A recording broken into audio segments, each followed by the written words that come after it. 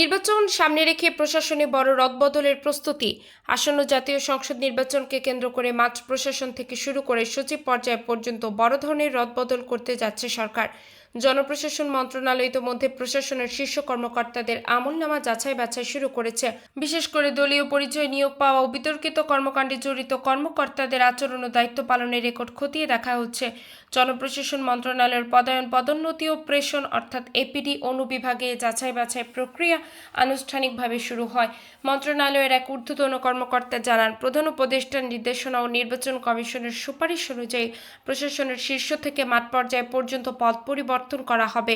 নির্বাচনকালীন নিরপেক্ষতা নিশ্চিত করতে যেসব কর্মকর্তা সরাসরি নির্বাচনী দায়িত্বে থাকবেন বা প্রভাব বিস্তারে ক্ষমতা রাখেন, তাদের বিষয়ে কঠোর সিদ্ধান্ত নেওয়া হচ্ছে।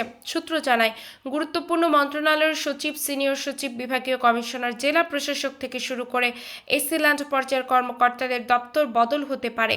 প্রধান উপদেষ্টা অধ্যাপক ডক্টর মোহাম্মদ ইউনূস নির্বাচন নিরপেক্ষ ও বিতর্কমুক্ত রাখতে সরাসরি নির্দেশনা দিচ্ছেন বলে নিশ্চিত করেছেন সংশ্লিষ্ট কর্মকর্তারা।